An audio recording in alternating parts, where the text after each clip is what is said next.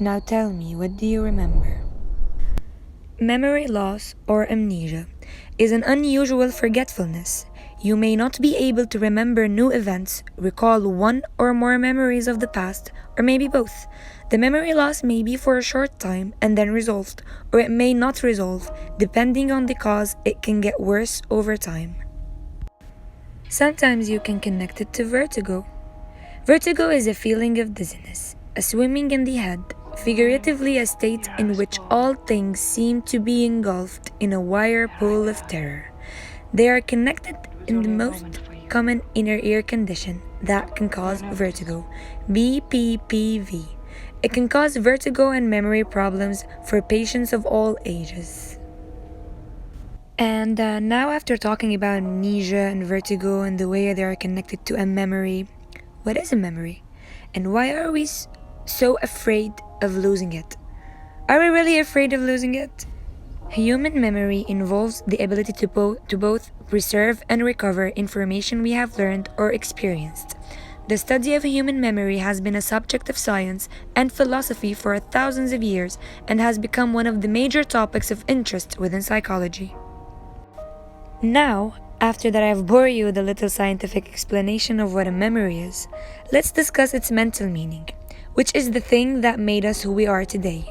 If I shall to ask you, what is a memory to you?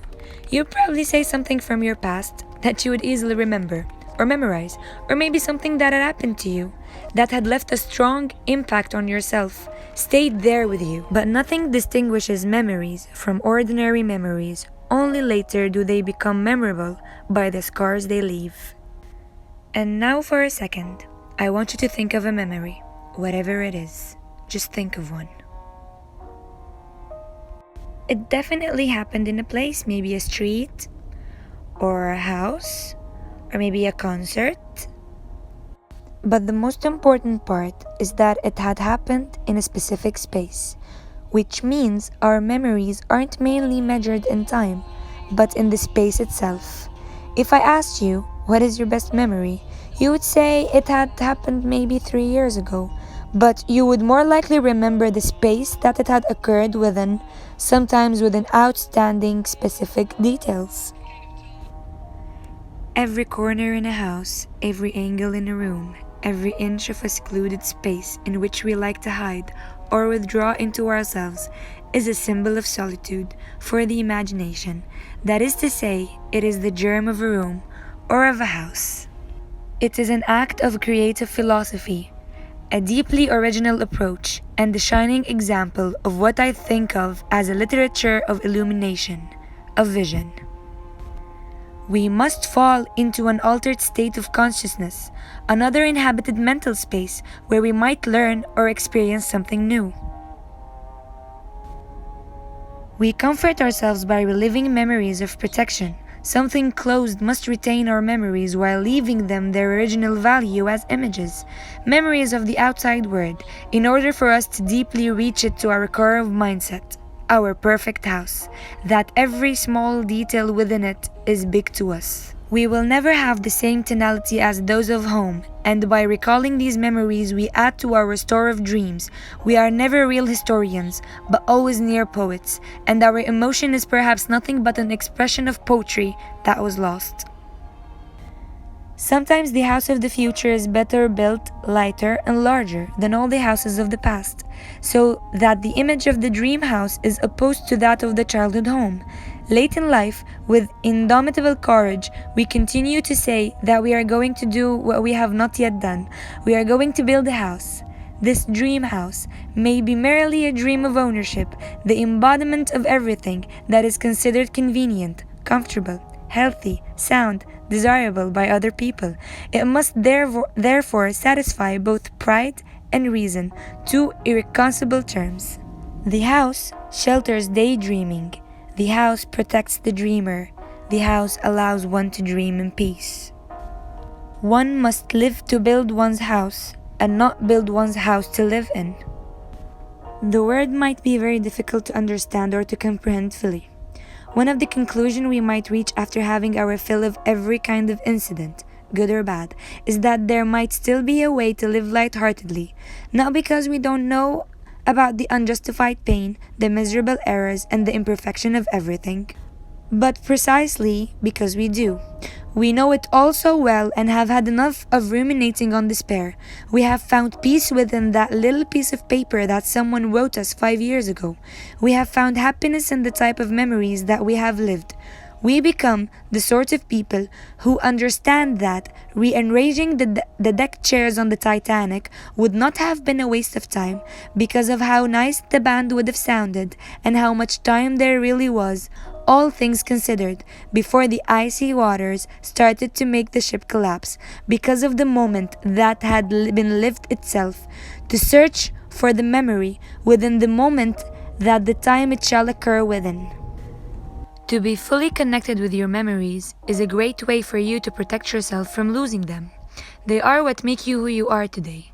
But if that had to happen, doctors would suggest similar faces, maybe cousins, family to meet up with, some fragrance, or a view that really means something in that corner of your brain for you to refresh the memory of yours.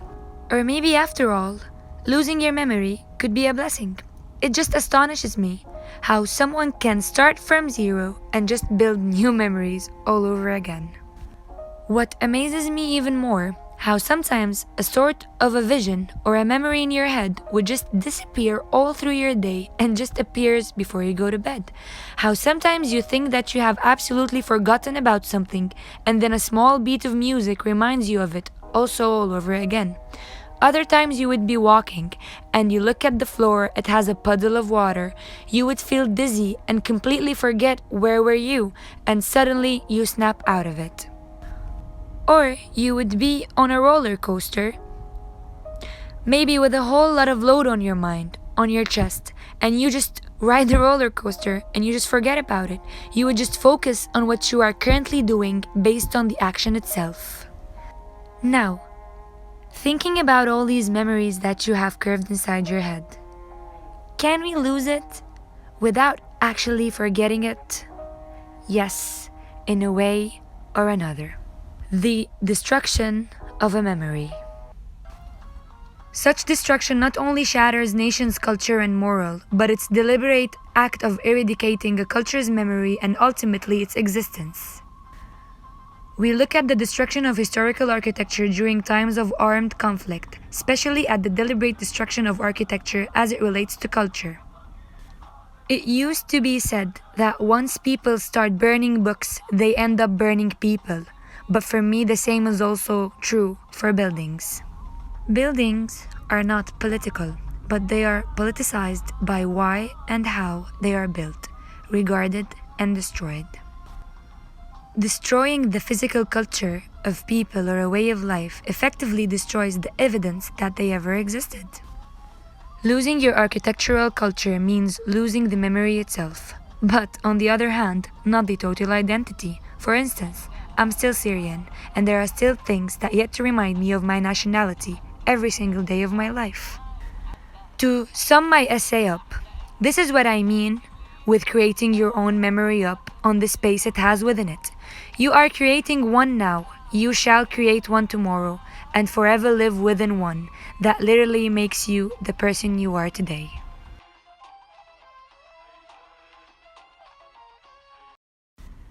Now tell me, what do you remember?